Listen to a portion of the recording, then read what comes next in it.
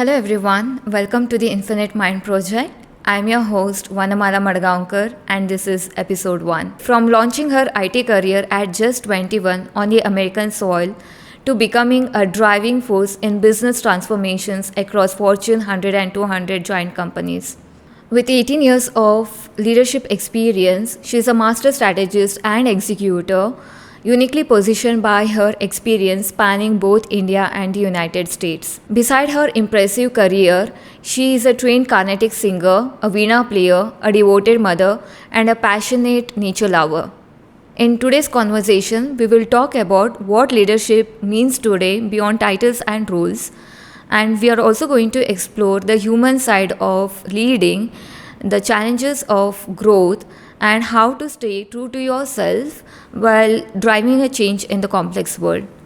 So get comfortable and let's dive in. Welcome to the show, Ramya, and thank you so much for being on my show today. That was a really sweet introduction, Vanamala. Thank you for having me. I'm very excited for you. Thank you so much. So, Ramya, let's begin.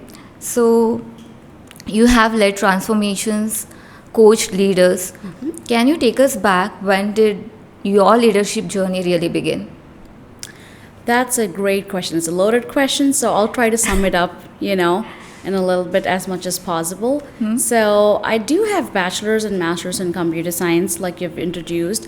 However, a lot of people with that background tend to go into technology side, not just being technology aligned, but really into coding, development, like that. But from the very beginning, I've always been interested in leadership roles, could be project portfolio management.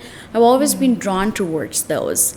Thankfully, my first opportunity was a project portfolio manager. So I started off with my first job in IT in that role. And ever since then, there is no looking back. And I've gone one thing led to another. And here I am doing business transformations and digital transformations powered by agile transformations. Amazing. Ramya, you said that you started off your career as a leader. So, what did that moment teach you about courage and the fear that often comes with, stepping up a role? So, I'm asking you because it's one thing to lead when you're confident, and it's another to lead when you're scared. So, what did that moment teach you about fear and courage? Great question. I was like any other girl that started career, and I'm new to the corporate world. I mean, there are these big meetings, big buildings, Fortune 100, 200 companies, millions and billions of dollars in programs and initiatives. So it was not easy. I mean, I was very scared. I was very uncomfortable. I would be lying if I say, no, I felt very confident and comfortable from the very beginning. I was not. But thankfully, what I had was some industry leaders back in the day when I started. They've already had 20 to 30 years of experience, and they have led the way. I worked with them side by side doing consulting for the first few years in my career. I've learned a lot and I've made mistakes, but that's when you have good leaders, they have a safety net to catch you, to teach you. You learn what to do, what not to do, and you just continue to improve. Do you think great leaders are born or they are built through moments like this one? I would say both. I mean, some people are naturally born with leadership abilities, and you could see that early on, like from school, the way they lead a pack of people, the way they solve problems. Even in kindergarten, first grade, you can see kids solving problems for other kids, standing up for other kids that are being bullied. So those are the leaders that naturally have those traits, and they come like that. And then your environment, like the environment that you grew up in, who were part of your early childhood development days, that all matters, that all can easily, naturally, organically shape you into a leader. However, if you did not have any of that, it does not mean you can never be a leader, because you can intentionally work on your leadership skills. It's a skill set at the end of the day.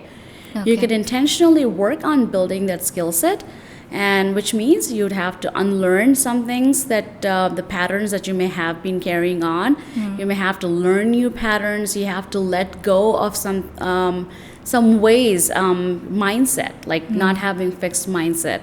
And there is a lot that we could go into about having a growth mindset. Those are the things that someone needs to intentionally practice and build the skill set if you truly want to be a leader in the coming years. Okay, so I want to ask you, were you meant to be a leader, or it just happened like that for you? I'm not gonna lie, I've always seen myself as a leader. I have not thought about it as a second option.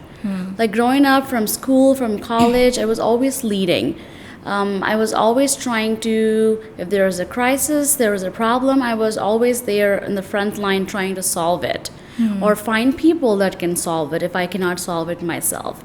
I was always courageous, and I was really not thinking about what other option I could be, because I'm naturally like that, and it's good. I've continued to brush those skills and hone in on it, continuously learn and improve, and sharpen my leadership skills. And I'm still learning today. I mean, it's never ending, as you know. Right. So, Ramya, I have a question for you. So, the tech world is no longer the same it used to be 5 years back. So, it has become fast paced, and with digital acceleration, AI coming into picture, economic shifts, things look different now, and it has taken a whole new dimension in the tech world. So, how do you define modern leadership in the context of IT today? Great question, because the way it's changing so rapidly, not just nationally but globally. It's a global phenomenon, as you know, tech world. Right. And I mean, it's changing pretty much by the minute. Like there's just, and then to make things even more interesting, now you have AI. There are opportunities where everything is being plugged in. I mean, it's a rapidly changing environment and highly competitive too.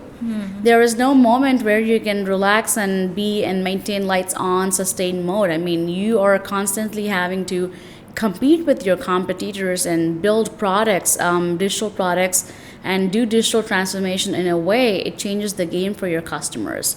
In that context, I mean, you can see there are a lot of moving parts, and even the parts that are moving are also changing. And it becomes extremely challenging, especially as a leader, to make sure that you have 200, 300, 500,000 employees that are working in your IT digital space, and you have to make sure all of them are seeing what you're seeing, and they're adjusting to what you're adjusting to.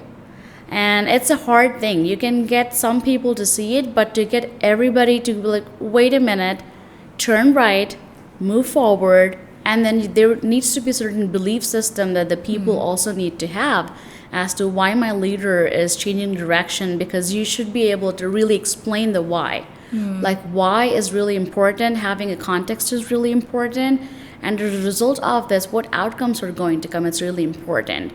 It's not like back in the day where you tell people exactly what to do. It's like, here's how I want you to do it, and then they will just deliver that. It's a very micro vision, and they don't know like what is that contributing to. So it's really important to add context around, okay, I'm asking you to do this, but here's why. And by doing that, here's what is going to change.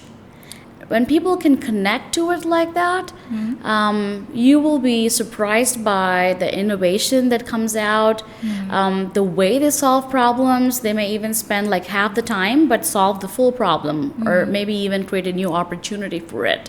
Right. So how do you cope up with such kind of change? I mean, for leaders, it's not going to be easy like everyone else. So how do you cope up with those kind of changes? You definitely want to really look at the business value proposition, because you have like 10 different things that you could do. But out of the 10 different things, which of those 10 different things would you want to do? Would you recommend that your company take on? What's your company's strategy? What's your company's vision? And of these 10 opportunities, which opportunities, align well?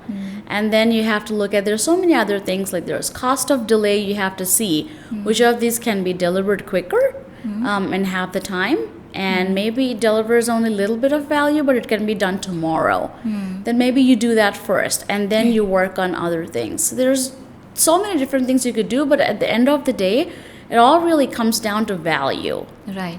So it's all about delivering value, delivering higher value in shorter amount of time, gather feedback, and then use that feedback to either create a new product or improve your existing product. Amazing. Thank you for sharing that insight. Ramya, now that we have unpacked what modern leadership really looks like, so let's take one step further. So it's easy to talk about leadership in theory. It sounds amazing in presentations and workshops, but the true test of a leadership happens during the time of chaos. So I'm talking about those moments when things fall apart, when pressure is high, when there are budget cuts, layoffs. So those are the times when a leader either crumbles or shines. So, as per your experience, what do you think are the most pressing challenges that the IT leaders are facing today? And what are the defining qualities of a great leader? Yeah, I know you have two questions kind of packed in there. Let's unpack one at a time.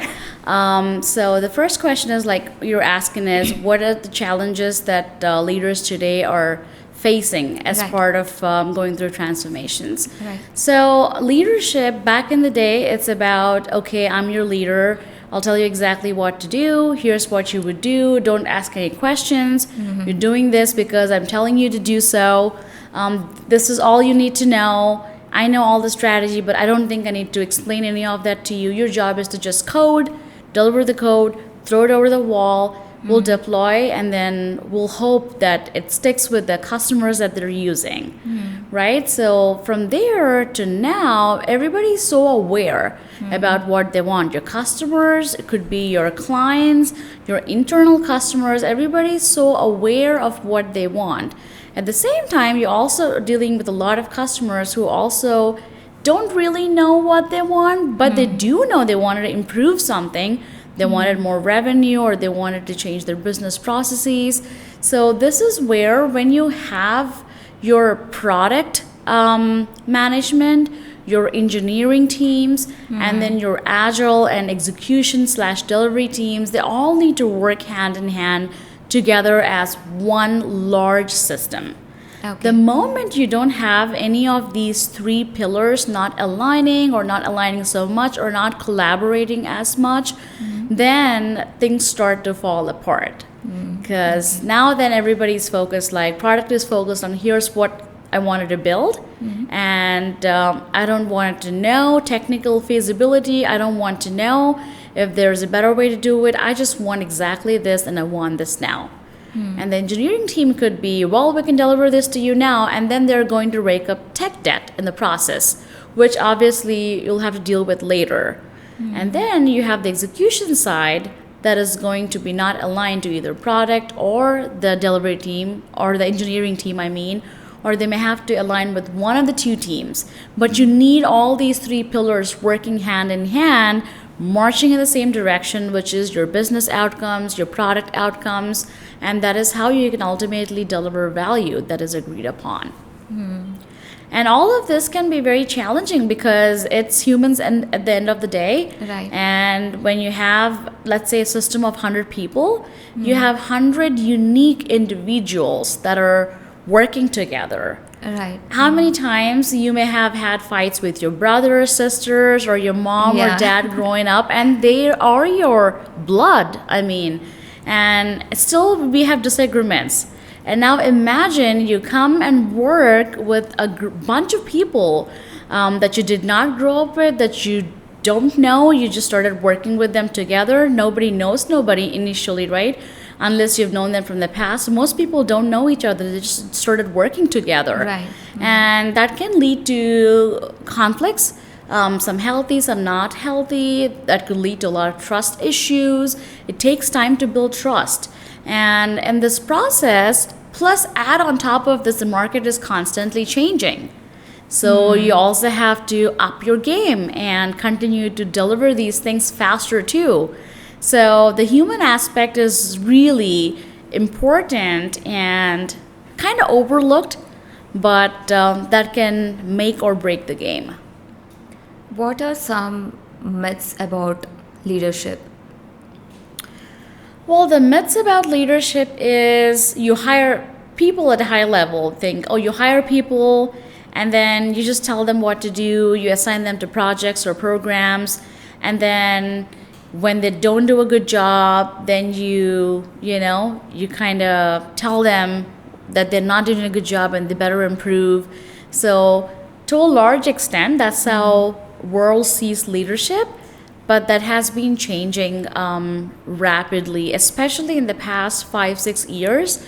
You can really see leadership shifting from the command and control side of things to really you're being a true servant leader with a growth mindset, and you are for the people. It's not like they're working for you, they're working with you. Right. So, and if you can make most of your team members feel like they're working with you and they're not working for you, then you are going to end up being a leader that people truly would like to follow.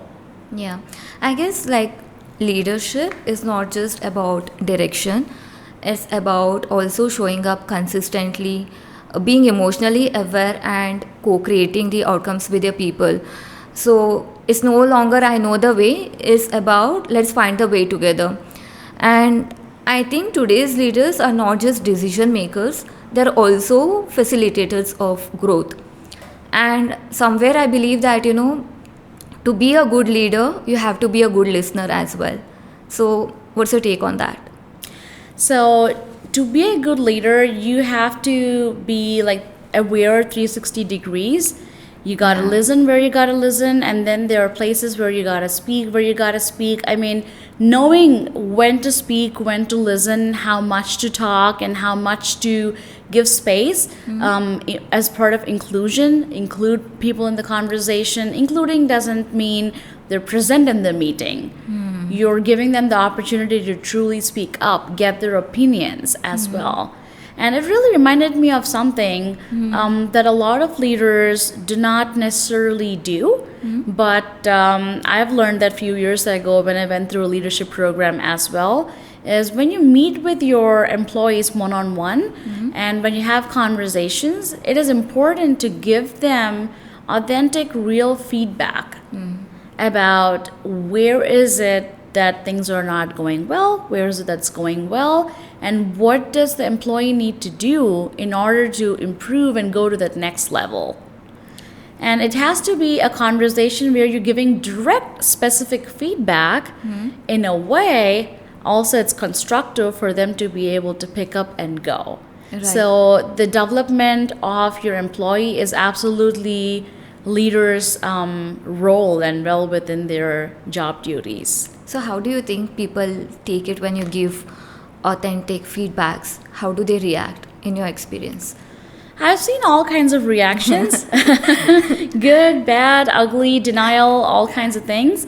But I tell you, the people that are on the journey, on the path of, yes, I'm going to go, onward and upward, they are the ones that actually typically ask for feedback. Even before you give it, they're asking for it.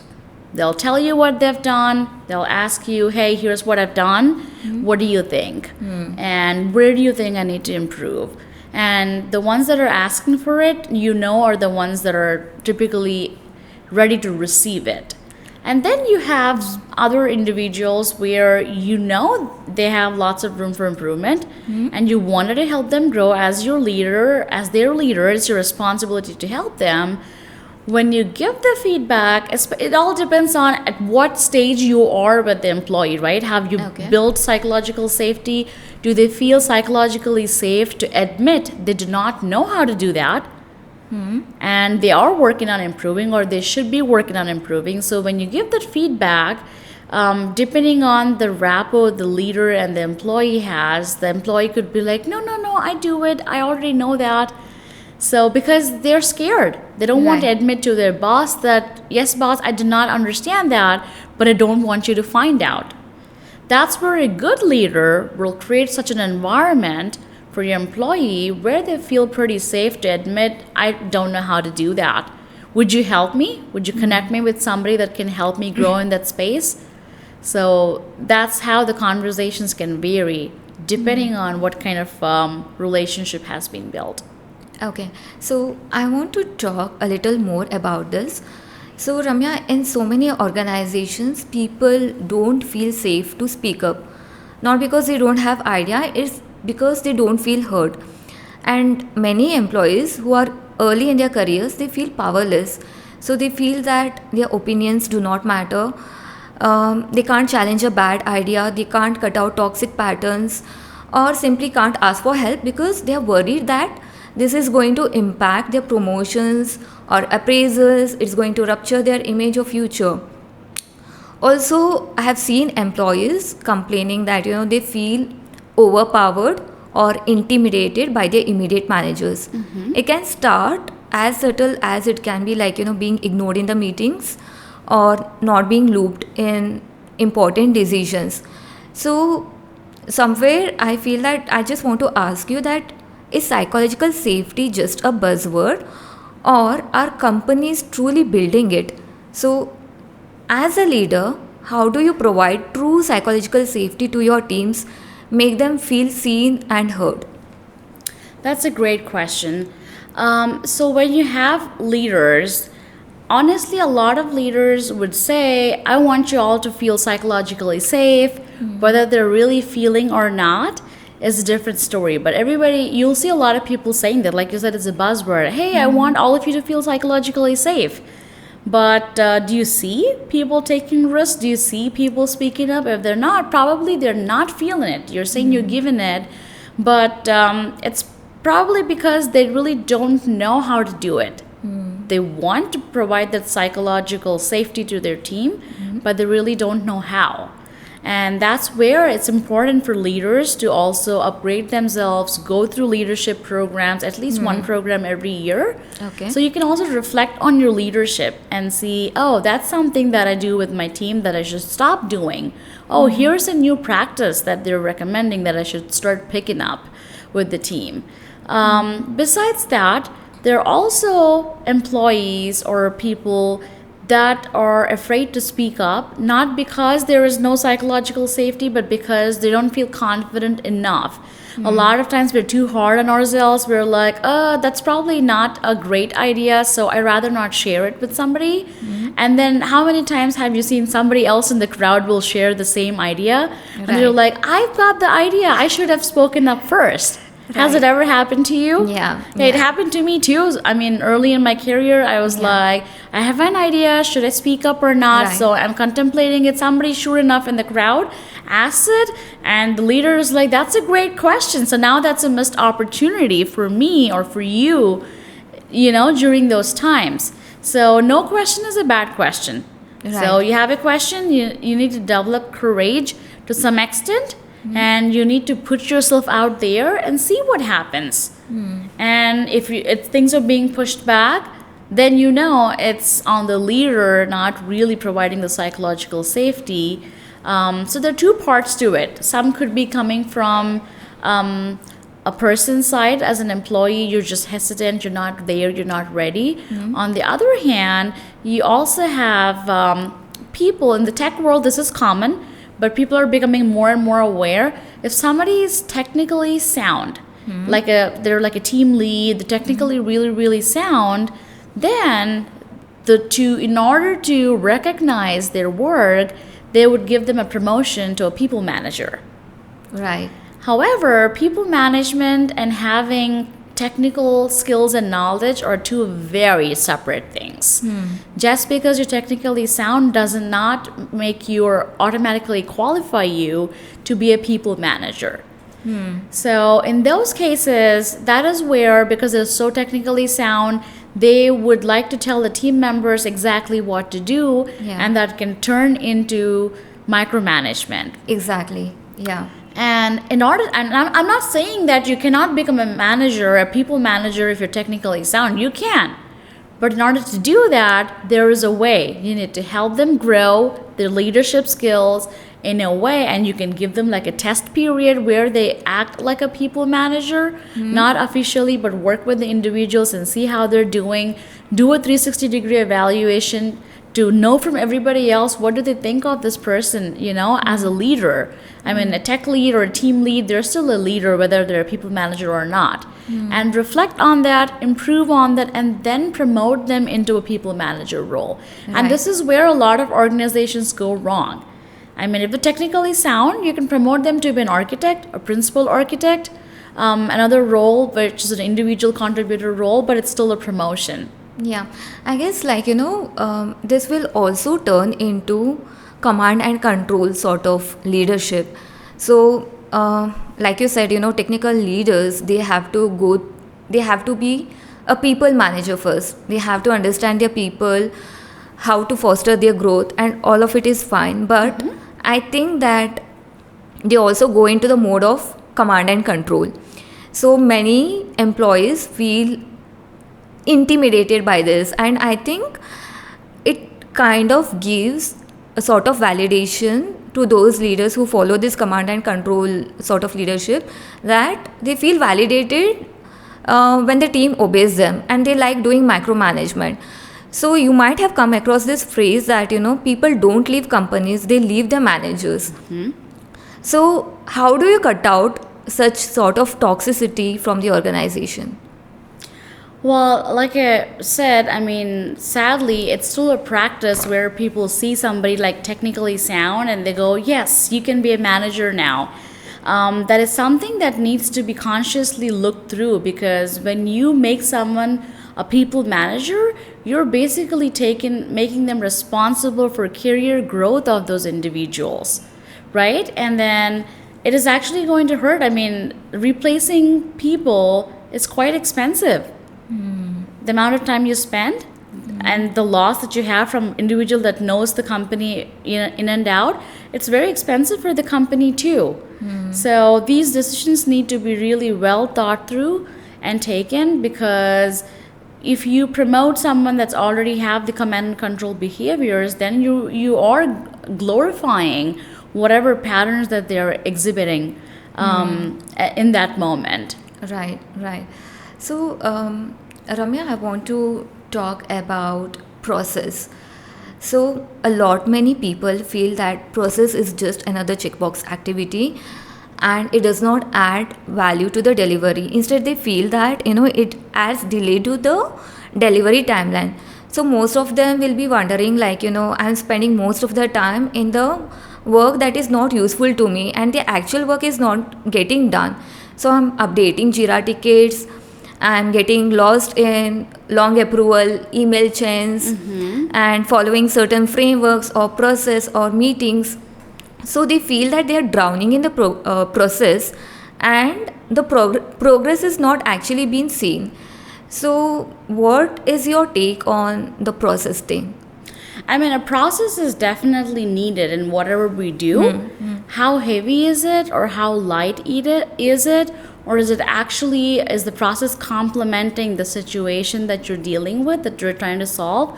Or is it a real heavy process, like you said, that is dragging everything down? So there are all those things that need to be looked at. But I mean, people over processes any day, right? So there is definitely that. Process should not trump the power, the advantages a human being brings to the table.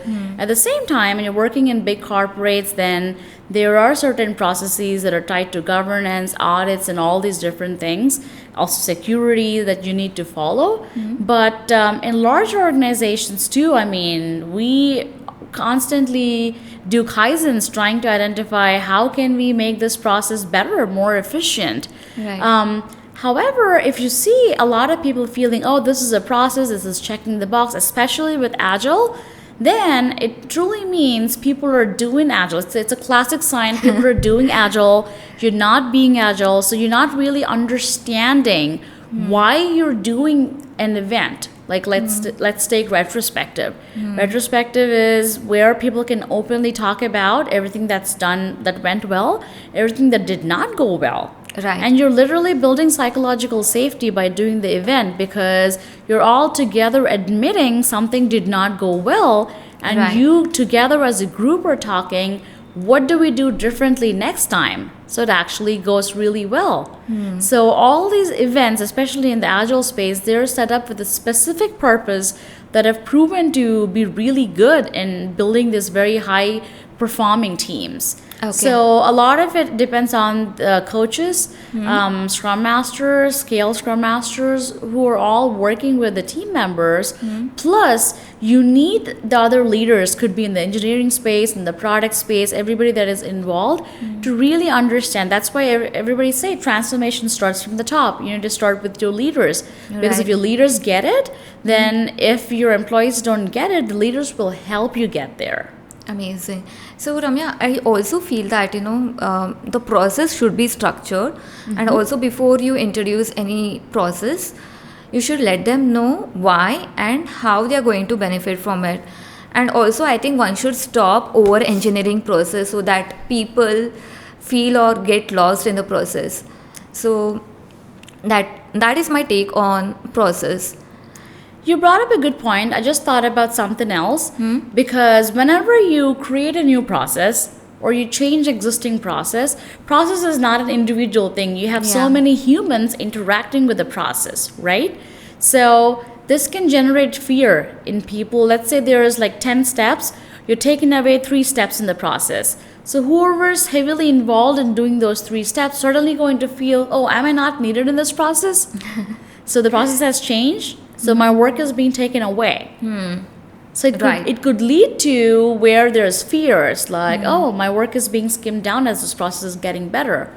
Or there some other process could be established, a new process, which is now really enabling transparency all across at all levels.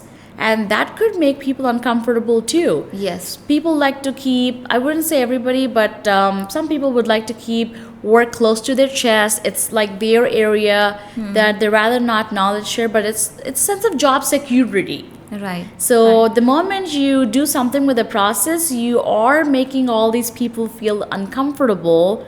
But although the outcomes are going to be really good, so you need to ensure that all these people's fears are addressed even before they express them. So you have to, and that's where change management really plays a key role. All right. So I have a follow-up question on this. So you have led transformations and changes. So Ramya, whenever a change is introduced within the team or within the organization, there is always a resistance to change. People feel uncomfortable, and you also get a mix sort of reactions to it.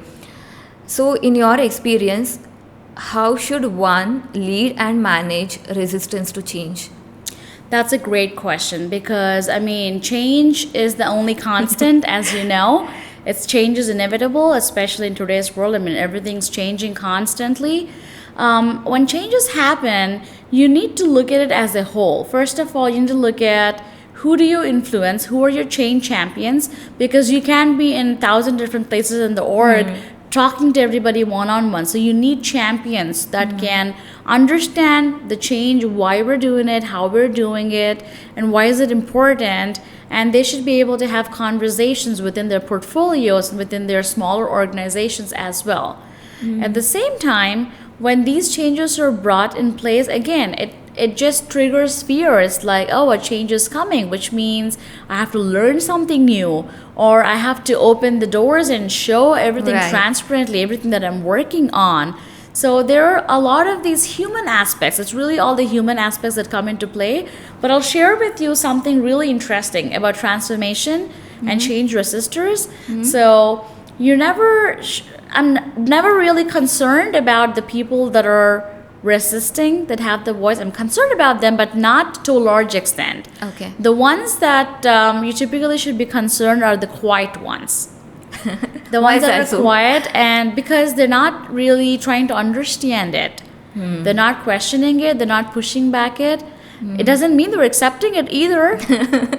They're just ignoring it. Right. So ignorance is not going to help in transformation. So do you think they feel safe when they when they don't respond back to the change? Like, are they trying to feel safe? Nobody is going to look at me, trying to safeguard my job or something?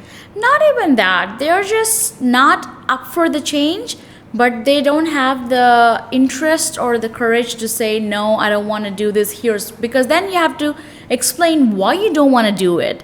And you have to explain how else you want to do it, right? Right. So it can't be like, no, I don't like it. You have to explain yourself as to, okay, that's good. Tell me how else you would do it, and why is that way better than this way? And I've seen in my career a lot of different transformations where people that initially resist a lot are the ones because they're genuinely trying to understand why is this new way of doing a better way of doing. And they're genuinely trying to understand, so they're asking you a lot of questions. So they're not necessarily exactly resisting it, but these are the people that they need to understand it fully. Right. And once they understand it, Vanamala, there is no looking back. They are the biggest advocates of transformation, the biggest advocates of agility. But in order to get them there, it takes some work because you really need to help them see it. And those are the ones that are amazing actually, and that can help accelerate transformation as well. Right. I think I agree with this, and I think, do you also think that this will also lead to conflicts? So my question here is like, so we come across conflicts all the time at workplace, and whenever you're introducing a change, that can lead to a conflict as well. So conflicts are inevitable. So how do you manage, like how one can manage conflicts gracefully, and what should be their internal and external journey like? Conflicts, like you said, are inevitable. I mean, we've all had conflicts, with our co-workers at some point. But what is important is, especially as you progress in your career, especially someone that's aspiring to be a leader out there, or someone that's already a leader but trying to avoid conflicts, because I was one of them back in the day. I feel uncomfortable with conflicts because I want everything to go smooth. I want everything to be happy, healthy, culture-wise. And for that, I would say, okay, let's do it that way because I want to avoid conflict. I want the conversation to be over with, just move on and not have a conflict. But some of the best decisions you make really comes from healthy conflict. So conflicts are nothing but their opportunities to improve something in the organization, to really come to consensus on something that you and the other person together can partner on, work on, and bring some really good outcomes. And Right. the important part about conflicts is when you go there thinking you as Vanamala or me as Ramya is in the conflict, it'll be hard for you to deal with it. You need to go in as, okay, it's not Ramya having a conflict, and Yeah. it's a disagreement because I think I have a better way of doing something, and the other leader may think there's another better way of doing something. Right. And then now we both know we're not agreeing on it, but it's not Ramya not agreeing with Vanamala. It's the director of digital transformation is not agreeing with the Scale Scrum Master Right. on a specific agenda. Right. It's right. not two individuals disagreeing. I think you have beautifully put it. Like, I also feel that, the conflicts should be, I think it need not be necessarily like you versus the person. It's you and the person versus the conflict. So that is my take on the conflicts. So If I have to sum it up a different way, I would say it's the ideas that are conflicting. Right. It's not the individuals that are. The moment you do not separate your individual from the role you're playing in the organization, you'll start taking it very personally. Right. When things start feeling more personally, then emotion takes over. When emotion takes over, your thinking brain switches off. And now in emotion, you start to say things, or you start to do things that are not probably good for you or for that conversation as a whole. So it is extremely important to separate your individual self, like as a person, like Ramya, like outside of work, versus this is Ramya wearing the director of digital transformation hat, trying to achieve these outcomes for the company. Right. So we got to do what's best for the company. Doesn't matter if the idea is coming from Ramya or Vanamala or XYZ. Is that the best idea to get to those outcomes? That's all that matters at the end of the day. So, how do you build a culture where conflict feels healthy? That is a very good question. So, for conflicts to feel healthy, I'll give you an example. So, at some point in one of the companies I was working at, I had two team members that had conflicts on a daily basis. And then again, these individuals, they don't know each other at a personal level. They both know each other as colleagues, as two developers that are developing something. They're constantly challenging each other in every meeting, and you know how that can really dilute the healthy environment in every Right. single event. Right.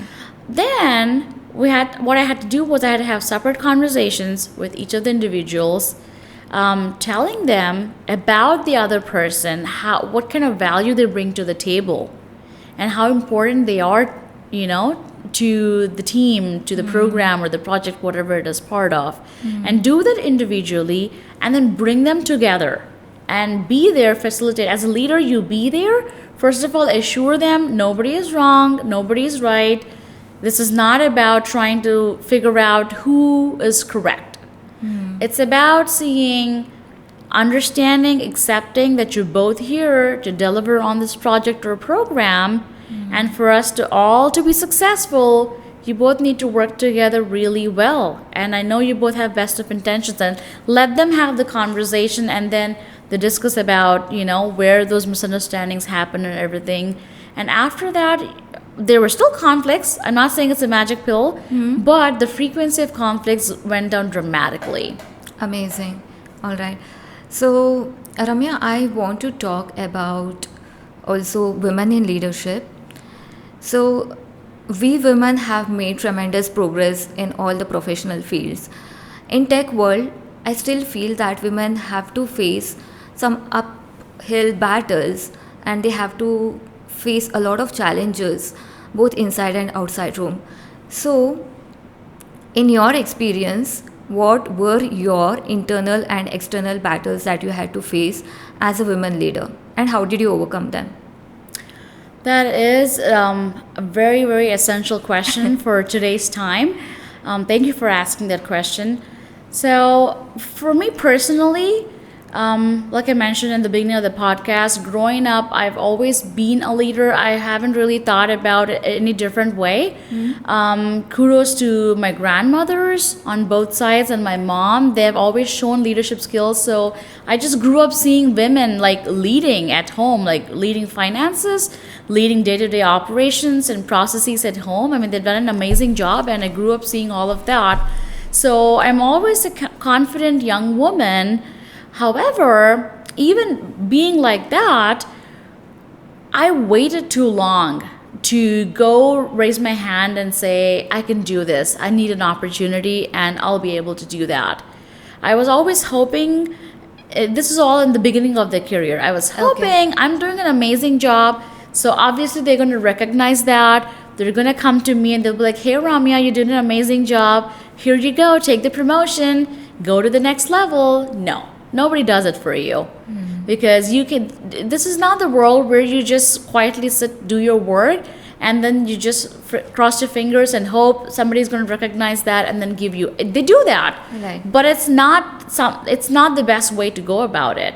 So you got to be an advocate for your work. Any work that you do, you got to make sure you showcase that so well at different levels as well.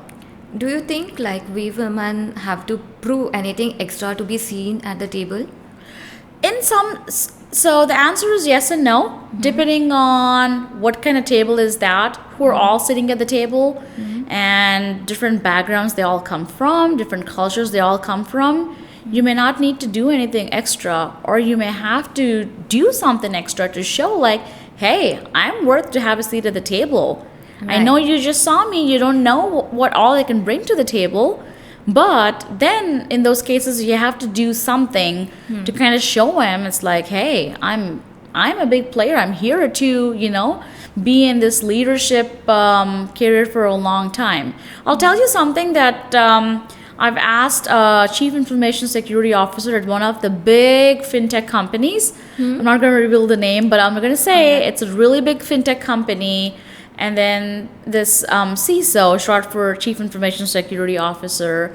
So I asked him one time, I'm like, hey, I mean, tell me, what is it, that one thing that really stands apart for you between your women leaders and your male leaders, basically between your male and female leaders? And then he didn't even think much. His response came back very quickly, very precisely. He said, I have all the male employees, my leaders, knocking on my door every single day, telling me how amazing they're doing. They should be promoted yesterday. Why are they not promoted yet? And he was like, guess how many women leaders knock on my door asking for it? He's like, none. Okay. Nobody asks for it. Nobody comes, tells him like, hey, I've doing an amazing job. Here's everything that I'm doing. And they are doing an amazing job. Okay. But they don't have the courage or see the need to go and be an advocate for yourself. Got it. Yeah. So they were doing what I was doing like early in my career, like waiting and hoping they would recognize me one day and promote me. And that Vanamala, it really, really like stayed with me. I remembered it so well. Starting then, I just started implementing it in my career wherever I go. I make sure I do a good job, and then I make sure everybody understands and they sees that I'm doing a good job. Right. And then when the time is appropriate, I make myself very clear, hey, here's everything I've done and here's everything else that I could do. So I am ready to be promoted. Just give me that next challenge and I'm very confident I can do it.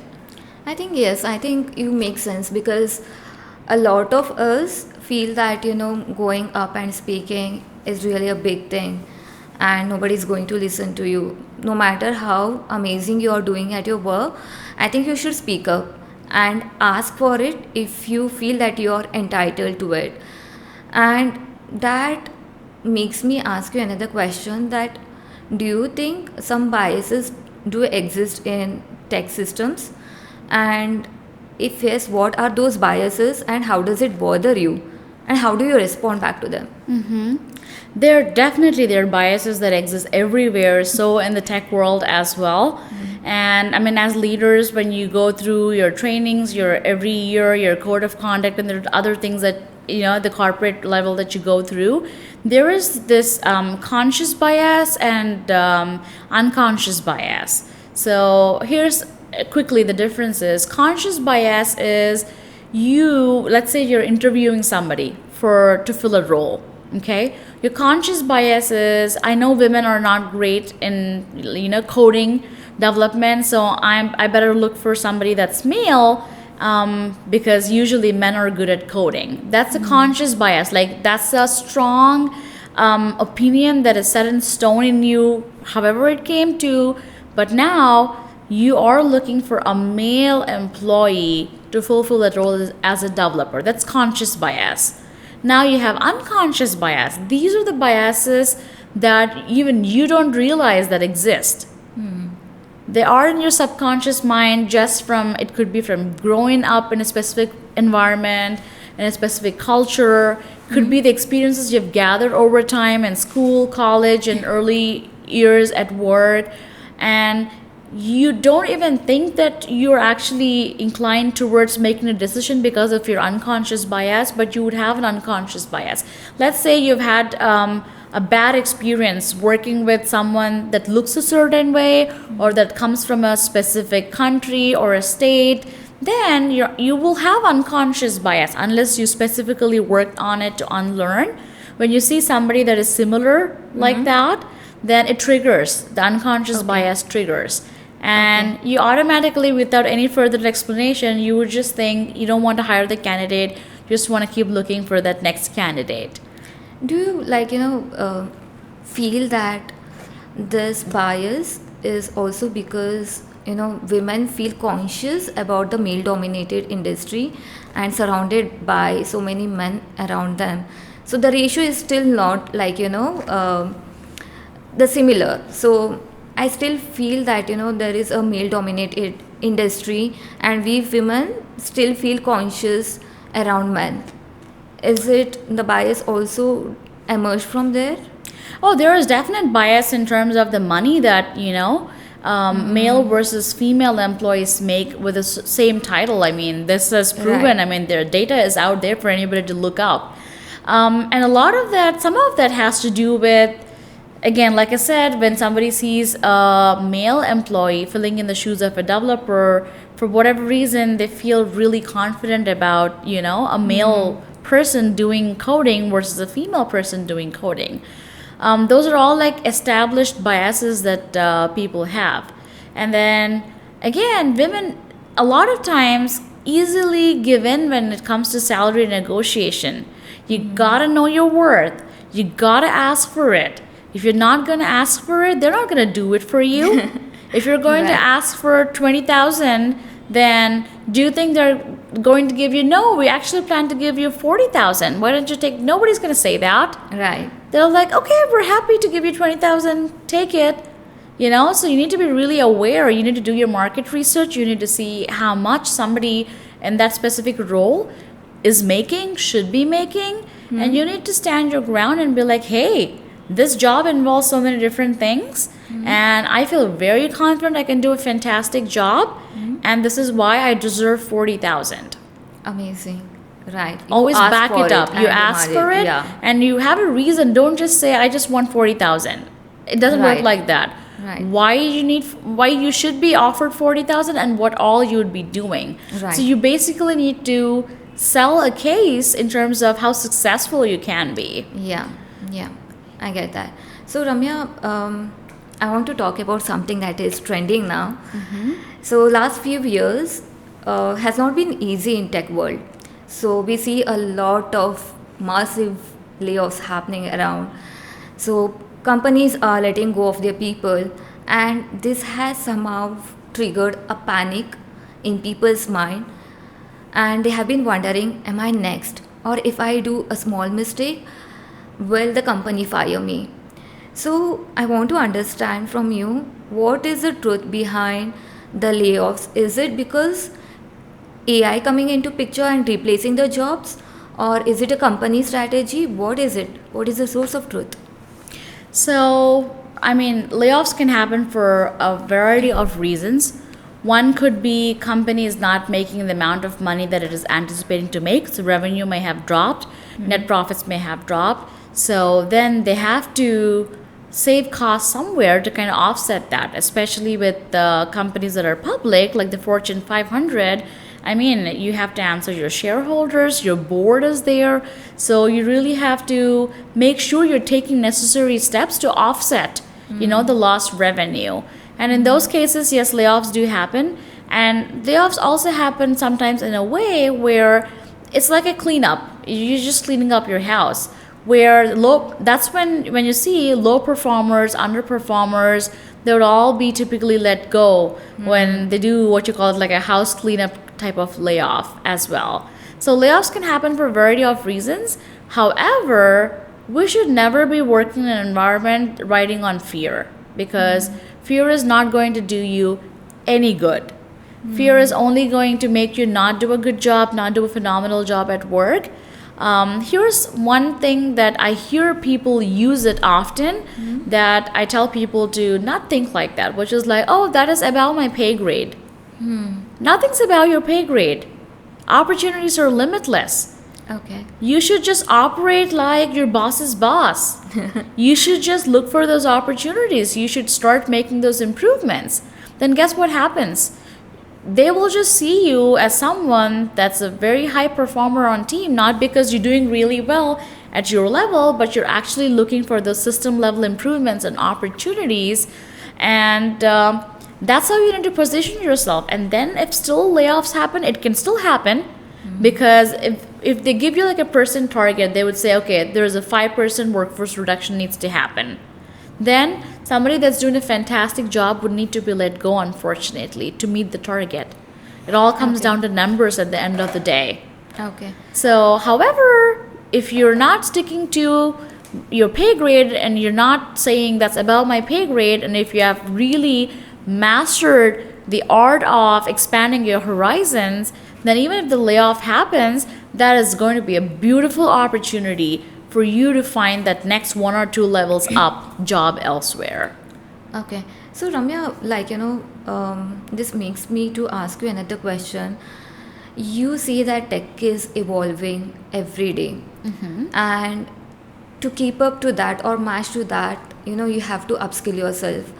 And a lot many people feel exhausted upgrading themselves, upskilling themselves. And now AI coming into picture, they have all started thinking that AI is going to replace our jobs. Do you also think likewise, or what is your opinion about this?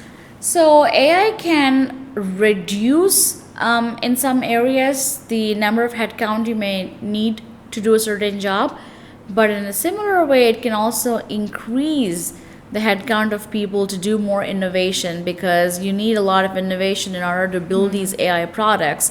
At the same time, currently what I'm seeing in different companies, including the company that I work for, is AI is being really weaved so well into our work every day. Instead of doing, let's say I can accomplish 20 different things in a day. With the help of AI, I'm able to accomplish 35 different things in a day. So it's really going to expedite, accelerate what you can accomplish faster. I think also you have to work with AI. I mean, AI is not going to replace your job. I think you have to take a help of AI in order to make your job successful. Otherwise, if you don't make use of AI, then I just feel that you are at a risk of losing job as well. Well, you may not really lose job because of not using it, but you can stand out. I mean, those are all the tools available for you to use to really give best outcomes and outputs. So why not? Why not take advantage of it? So we have AI that we use when we compose emails. And if you have already emails going back and forth, if you ask your AI, then it composes email. You just proofread it, you trim it, you modify it, and you ask it to make the email lighter, and then you send it. So you don't have to spend 15-20 minutes trying to compose the email. Right. You could spend 15-20 minutes working with your employee, forming a connection with them in a way, you're helping as a leader, you're helping people and meeting them where they are. How are leaders looking at this AI? I think even they have to upskill, and agility is change is constant, and we have to evolve every day. And we need leaders who not just react but also adapt with purpose. So do you have a different take on AI ethics, or how this should be followed in our tech system? What role does the AI ethics play? So using AI is not a bad thing. I mean, anybody could use it, but it should not be to a point where your personality is not there anymore. You can't just let AI do the entire email compositions. You can't AI do the chatting with the team members. All the compliments come from AI. Everything you want to say, you just look it up in AI. Could be, whatever the AI tool you're using. Then where is the USP of you as an individual? You bring a unique personality. You're a unique human that brings a unique perspective to the table. AI should help you shine that unique perspective, but don't make AI's perspective your perspective. So that's where you gotta draw a balance, because it shouldn't feel like all my emails, if I send emails, it shouldn't feel like it's AI sending emails to you. You should, when you read it, you should still feel like, oh, this is Ramya sending an email. This is how Ramya usually is. Sound like. Yeah, it should feel like that. So never definitely disconnect from that and leave everything to the AI. Okay. Because especially as a leader, being in touch, like from a human to another human, is really, really important. Amazing. Ramya, we have been talking a lot about how leaders should support their teams, but what about leaders themselves? Behind every brave face, every assuring announcements, every bold decisions that they make, there is this real person out there.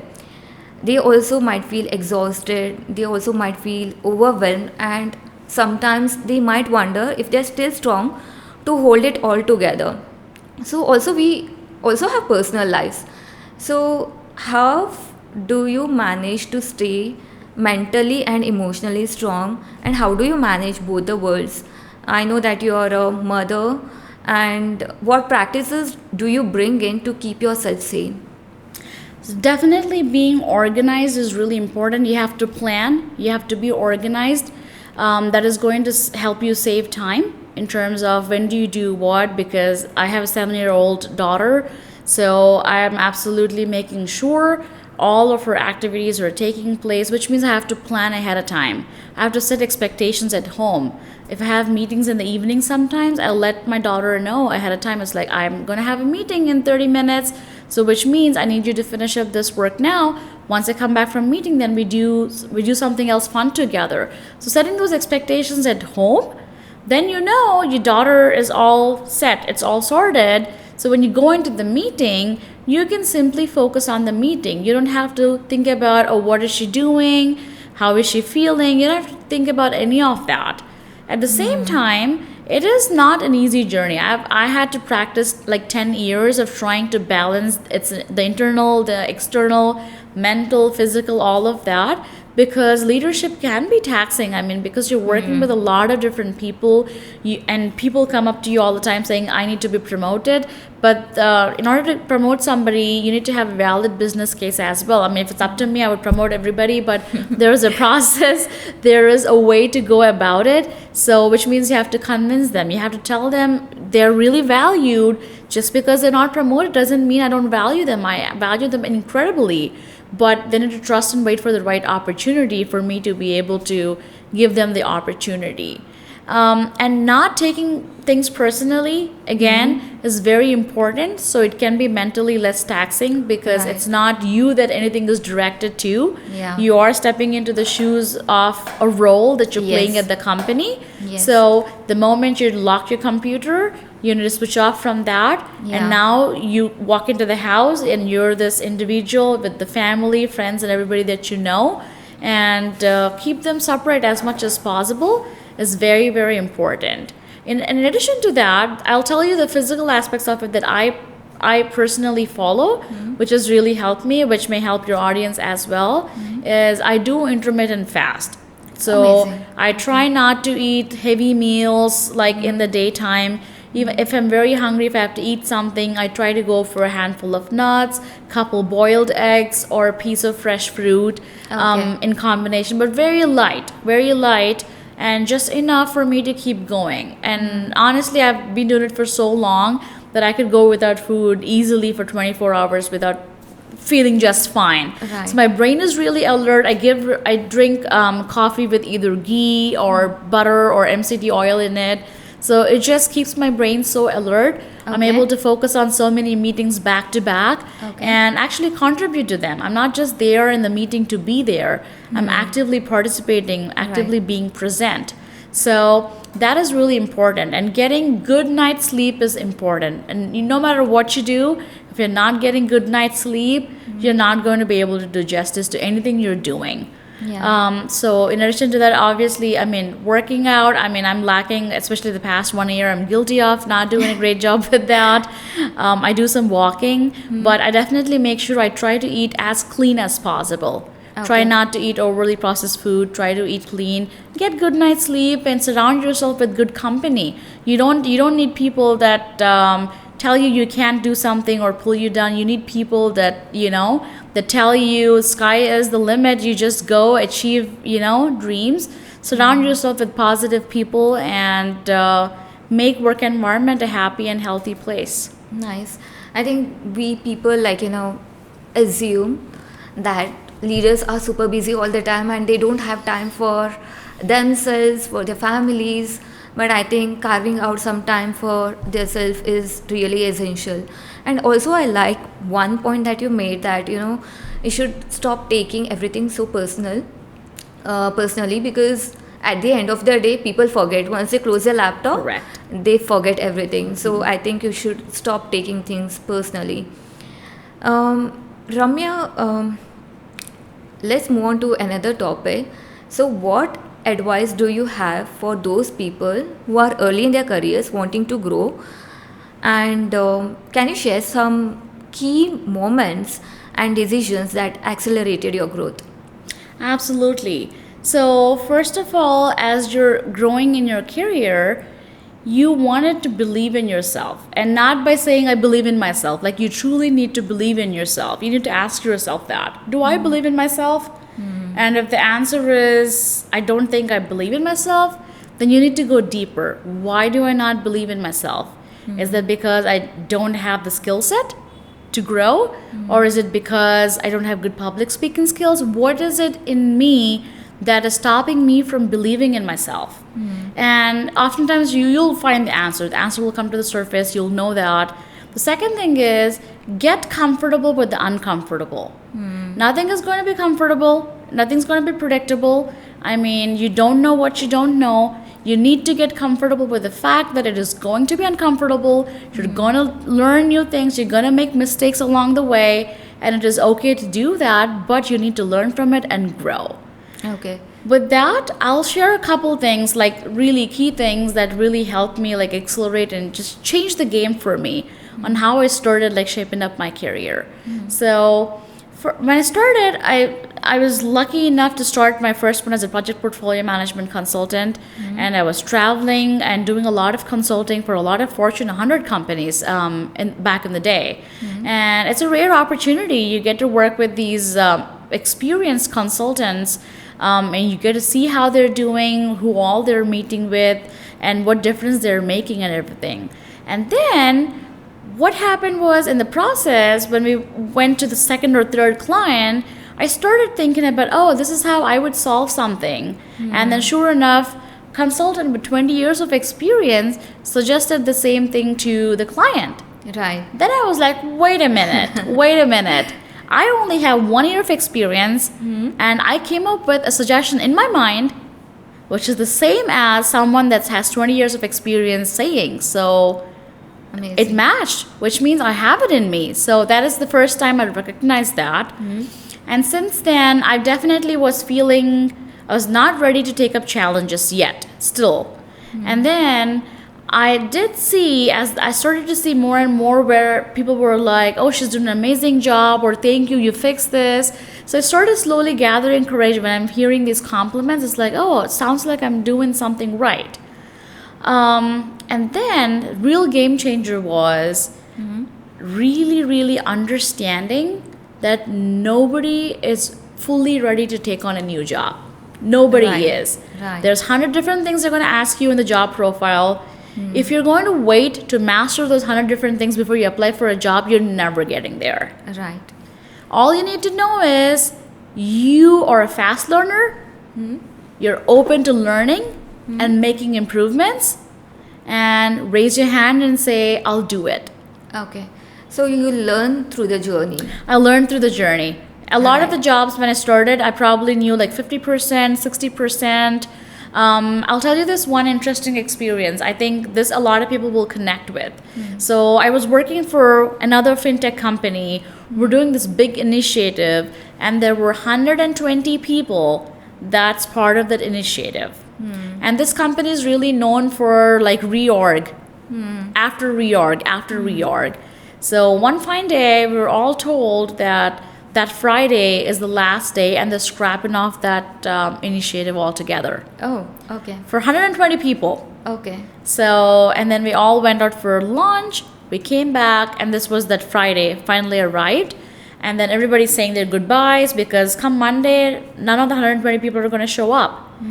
So there were a few people that are left behind that are full-time employees. I was a contractor at the time. They were full-time employees for that fintech company. So I went and I talked to this person and say, hey, his name's Jim. I'm like, hey, Jim, I really enjoy like working with you and with this company and what we have done here. So let me know if something else comes up, and I would be happy to, apply and be considered for it. Then he was like, you know what? There is a QA lead role Okay. upstairs in a different floor. What do you think? Vanamala, I have never done a QA lead role before. Okay. I know different kinds of tests. I know how to do some testing, having like a enterprise business analyst background. I do know that, and coming from a software, computer science background, I do know that. But I've